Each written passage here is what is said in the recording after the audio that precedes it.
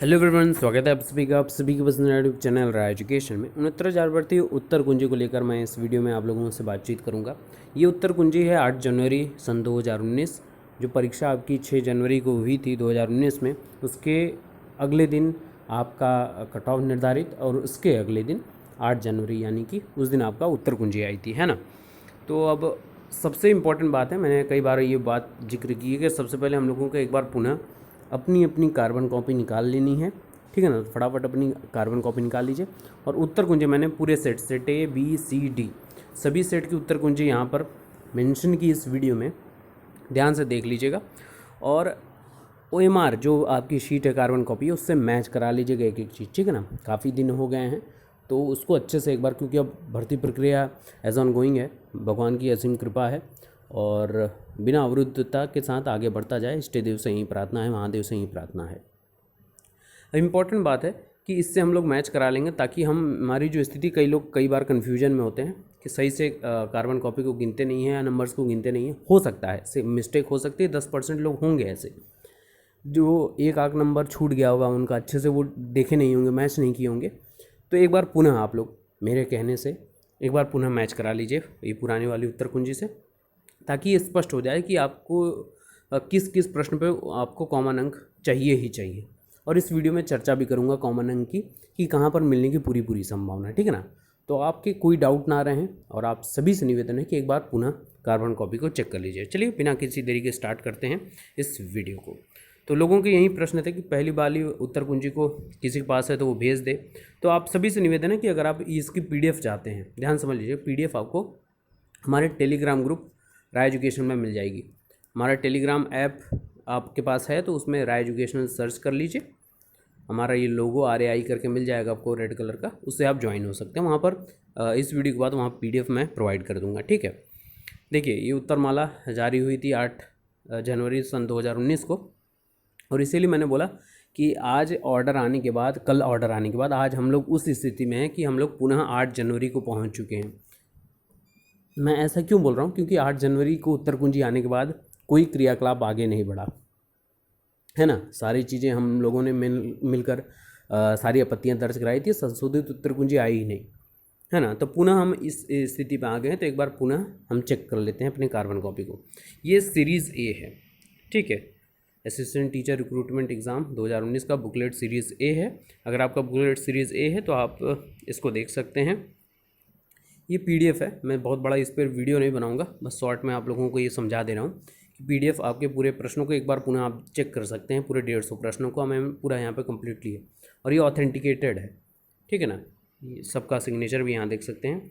ये सीरीज़, अगर किसी को ये लग रहा है कि इस कन्फ्यूजन से देख रहा है तो नहीं जारी हुई है, मैं बार बार बोल दूँ, आपको किसी भ्रम की स्थिति में नहीं रखना चाहता। ये सीरीज़ B है, ठीक है ना, आराम से इसको देख सकते हैं आप। और ये सीरीज़, चारों सीरीज़ के मैंने यहाँ पर आंसर की को यहाँ पर मेंशन किया हुआ है, ठीक है। और ये आपका सीरीज़ D है। अब आ जाते हैं पेपर पे, प्रश्न पत्र को हम लोग देखेंगे, उसको एनालाइज करेंगे और वहाँ पे मैं आपको कॉमन अंक की बात बताऊँगा, ठीक है। तो यहाँ पर आप मिला लीजिए पुनः, एक बार सभी से निवेदन है कि एक बार मिला लीजिए और अपने अपने अंक को एकदम अच्छे तरीके से उस कार्बन कॉपी में लिख लीजिए कि 150 में आपके कितने अंक हैं। 100 अंक हैं, 97 हैं, 102 हैं, 105 हैं, 110 हैं, 112, 115, 120, 122, 125, ठीक है। जितने भी आ रहे हैं उस अंक को लिख दीजिए। उसके बाद उस अंक के आगे प्लस का साइन लगाकर संशोधित में जितने अंक बढ़ेंगे उसको लिखना है। वो कैसे पता चलेगा, अब आगे वीडियो आप फॉलो कर लीजिए। चलिए स्टार्ट करते हैं इस वीडियो को, जिसमें कॉमन अंक को मैं आपको बताऊंगा, ठीक है ना। चलिए पेपर पे पहले चलते हैं। और उस पे जाने से पहले आप सभी से एक बार पुनः बोल रहा हूँ, मेरे अंतर्मन में एक प्रश्न आया है कि मान लीजिए किसी के पास टेलीग्राम ऐप ना हो तो वो क्या करेगा, फिर वो तो परेशान हो जाएगा कि सर मेरे पास तो है नहीं कोई सुविधा। तो देखिए मैं ये वीडियो को थोड़ा सा लैंडस्लाइड मोड पे कर रहा हूँ, आप स्क्रीनशॉट ले लीजिए, कोई दिक्कत वाली PDF लेने की ज़रूरत ही नहीं पड़े, ठीक है। मैं इसको रोटेट करता हूँ और आप उसका स्क्रीनशॉट चारों सेट का ले लीजिए, ठीक है। तो ये लैंडस्लाइड मोड है और फटाफट ये सेट A है, इसका स्क्रीनशॉट ले लीजिए आराम से, ठीक है। आई होप आपने ले लिया होगा, वीडियो पॉज करके स्क्रीनशॉट ले सकते हैं। ये सेट B है, इसका स्क्रीनशॉट ले लीजिए, आंसर पूरे मैच करा लीजिए। और जूम तो इतना समझ में आता होगा आपको, ज़्यादा जूम करने की आवश्यकता नहीं है। ये सेट सी है, इसका स्क्रीनशॉट ले लीजिए। पूरे आंसर कार्बन कॉपी से आपको मिलाने हैं और जैसा मैंने बताया वैसा ही करना है। नंबर लिख लेने हैं कि 150 में कितने आपके अंक हैं। और ये सेट डी है, इसका स्क्रीनशॉट ले लीजिए। ठीक है, आई होप आपने स्क्रीनशॉट ले लिया होगा। अब पुनः बता दूं, अपनी कार्बन कॉपी में एक जगह लिख लीजिए 150 में कितने अंक हैं आपके, प्लस संशोधित में कितने बढ़ेंगे। अभी आप उसमें उसके आगे लिख लीजिएगा, 1 अंक बढ़ेगा आपका, कि आपका 2 अंक बढ़ेगा, कि आपका 3 अंक बढ़ेगा, वो मेरे हिसाब से आप लिख लीजिए। बाकी चलते हैं क्वेश्चन पेपर पे। तो आ गए हम लोग ATRE एग्ज़ाम 2019 6 जनवरी के एग्ज़ाम में। पेपर देके पुराने संस्मरण याद आएंगे। ये सेट सी है, ठीक है ना मित्रों, सेट सी है, लेकिन क्वेश्चन आपको देखने हैं। मैं यहाँ पे आप संशोधित उत्तर कुंजी में नंबर जो बढ़ेंगे, जिस पे बहुत ज़्यादा, मैं जिस पर फोकस्ड हूँ, मुझे जिस पर ज़्यादा बहुत ज़्यादा उम्मीद है जिस पे नंबर मिले, मैं किसी अन्य लोगों की बात नहीं कर रहा, मैं कहीं की बात नहीं कर रहा, मैं व्यक्तिगत तौर पर मैं बात कर रहा हूँ। ठीक है, तो जो प्रश्न थे उस पर हम आइए सबसे पहले पहुँच जाते हैं। तो आगे हम लोग सेट सी के प्रश्न संख्या 102 पे। देखिए, प्रश्न तमाम हैं जिस पर आपने आपत्तियां की थी, और इसका इंग्लिश हिंदी दोनों वर्जन आपके समझ दिखाता हूँ। ये 102 नंबर, इसमें लिखा है गरीबी, भारत में गरीबी का आकलन किस आधार पर किया जाता है? परिवार का उपभोग व्यय, प्रति व्यक्ति आय, प्रति व्यक्ति व्यय, उपरोक्त में से कोई नहीं। इसको मैंने बहुत अच्छे से एक्सप्लेन किया और मैंने बोला है कि ये चारों ऑप्शन अगर यहाँ पर लिखता है कि उपरोक्त सभी, तो यहाँ पर सभी होने की पूरी संभावना है। मैंने बहुत अच्छे से एक्सप्लेन किया था और डिस्क्रिप्शन में मैं लिंक दे दूँगा। संशोधित उत्तर कुंजी में कॉमन अंक कितने बढ़ सकते हैं ना, उसको आप देख लीजिएगा, उसमें मैंने बहुत अच्छे से बताया भी है।